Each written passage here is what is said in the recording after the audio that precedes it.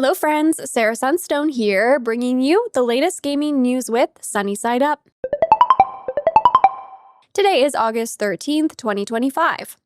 Very excitingly, Witchbrook has shared a brand new developer blog for this upcoming life simulation title. This one is focused on Witchbrook College itself, so you'll get to learn even more about the magical school before you attend later this year when the game releases. Plus, the team has also revealed another new character who may or may not be romanceable, so stay tuned to the end of the video to learn more on that. Now, most of the information in this new back-to-school blog was actually shared by the game's producer, so we are going to go straight to the source of where it all began. To kick things off, we're going to be learning about the magic of Mossport, which is the game's wider world and where the school is located. The producer shared that from the very start, they wanted their take on magic to be as grounded as possible. So magic is all around you in Mossport, and anyone can harness it, but it will require the right attitude and some practice to do so successfully. Because in this universe, practicing magic takes hard work and passion to master, magic is still very much a mystery to most people. And I really love this concept of it being available to anyone. You don't have to be the chosen one, you don't have to have a magical parent to practice, you literally just have to have the passion and the dedication to your craft. So I think that is so lovely. It's also great because in the town of Mossport, the local townsfolk are fully aware of magic, so you don't need to hide it from them if they don't know how to practice it themselves. In fact, many of the locals actually rely on the witch populace, which is us, to help them with their problems, both big and small. I really appreciate learning more about the foundation of how magic operates in this universe, and honestly just draws me into the world even further. And if you too are excited to one day join the world of Witchbrook, please let me know by shining the lovely like button, and make sure you subscribe to the channel with your notifications on so you don't miss out on any future Witchbrook content. Now, next, we actually get to learn a little bit about the different types of classes and activities that we'll be taking part in across our studies at Witchbrook College, which I am so excited about. First up, we have alchemy classes, where we'll learn to use the local flora, and apparently sometimes fauna, to craft remedies like herbal teas and topical salves for pesky everyday ailments. However, over time, you'll also learn to brew some more complex cures in the form of potions. So I can't wait to see what sorts of things we can brew with the ingredients we gather throughout the world. There will also be some divination classes, which take place in the school's observatory. And interestingly, new students will actually attend classes there in the daytime, mostly learning tarot reading. And then over time, they'll progress to taking night classes, where you'll learn to communicate with the many different constellations of the cosmos. Now, in practice, these skills can actually help you provide valuable advice to townsfolk around Mossport on subjects such as travel, finance, love, and much more.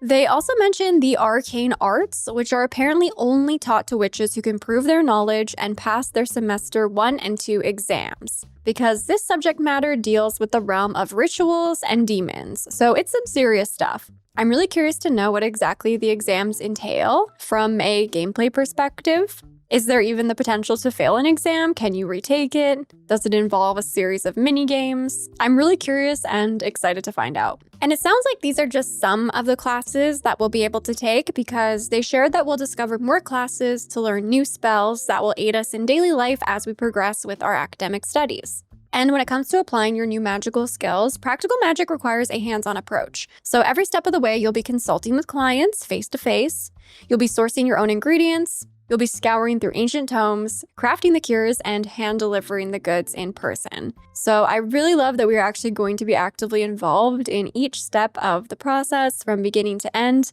They shared a little clip here of what a consultation might look like. So this is presumably our player character visiting one of the local residents at their home.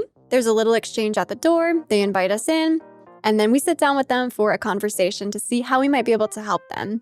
It seems like this part of the process might be activated through picking up a request from a request board, because the opening line here says, "I'm so glad you read my request." So in practice, we might be able to browse the different bulletin boards, pick up a request, and then, go meet with the client to see what they need before actually taking the next steps to help them out, whether that be gathering ingredients to brew a potion, maybe looking through some books at the library to find some useful information, and then, of course, ultimately returning to them to hand deliver whatever it is that they need for their problem. The producer shared that Witchbrook's approach to civic witchcraft was actually inspired by Kiki's delivery service, and focuses on using magic as a real service to the townspeople. Next, they shared a peek behind the scenes at how the actual physical School of Witchbrook came to be, from inspiration to design, and how we arrived at the final product. They showed off how they actually started the process of creating the school and building it out with this gray box layout, before sketching over top of that layout, and then finally rendering the sketches into pixel art, which is also when they added seasonal details, lighting, and all the little touches that really bring everything to life. I thought this was super interesting because I feel like pixel art can be like so hit or miss, at least in my opinion and from my perspective. And there are so many pixel art styles that just do not quite resonate with me. They're not really my cup of tea. But Witchbrook has always just looked so incredible to me, and I think a big part of that is really just how detailed the environments are. And now that I'm seeing this process, I'm also starting to think about how much dimension these scenes have. I feel like pixel art can often feel like very flat, but the way they've started everything out with these dimensional gray box layouts, I think has really contributed to the final product of getting those dimensions and angles and all of that. So this was really interesting to see a little peek into their process. From a Witchbrook history perspective, the school is a sprawling collection of classrooms and campus buildings that have been built across many years, with their style and materials reflecting the time period that they were added. And I totally appreciate that thought has really gone into like the bones of the buildings. They're not just there. They have history, they have purpose. I think that just adds so much more to the game's world. The main buildings, which include the library, the observatory, and the quad, are all built of bright sandstone masonry.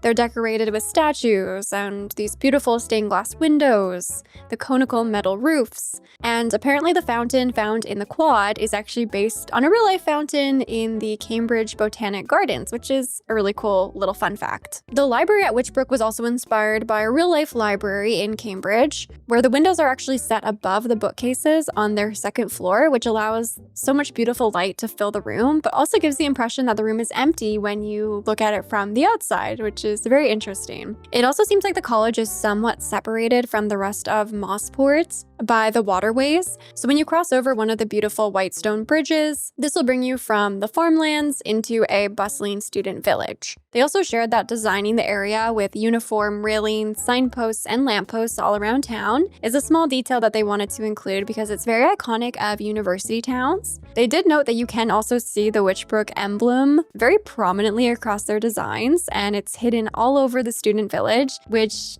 I have definitely noticed, and I think many of you have too, and I love that little touch. They shared that in real life, it's very common to see tons of bikes parked everywhere in these towns, and they tried to emulate this with brooms, of course, but also added a couple bikes for good measure. And this will actually be really good to take note of and remember for when we get to play the game, because apparently flyers that are posted up around town will actually be one of the ways that you can encounter brand new quest lines. You can also learn tips from them and just discover new things about whatever's going on in Mossport. So I love that little touch, and I will be definitely interacting with every flyer that I see. Apparently, many of the surrounding buildings are in a medieval style, which includes the alchemy lab, the arcane arts classroom, and the college shop. So it sounds like these specific destinations will actually be more on the outskirts of the college, which kind of makes sense when you think about it, because do you really want arcane arts and the alchemy lab at the heart of your school if there's some danger involved? And the college shop just makes sense for those who are maybe passing by or visiting. They might want to stop in to just pick something up. I'm still so curious to know what we can buy at the college shop. I am hoping for lots of customization options, just fun things, odds and ends, maybe some snacks, maybe some books, maybe a new wand. I don't know, but I'm really excited for all the shopping in this game for sure. If you want to read even further into all the details about the inspiration for the architecture, I will of course have this developer blog linked in the description for your reference, so you can peruse at your leisure.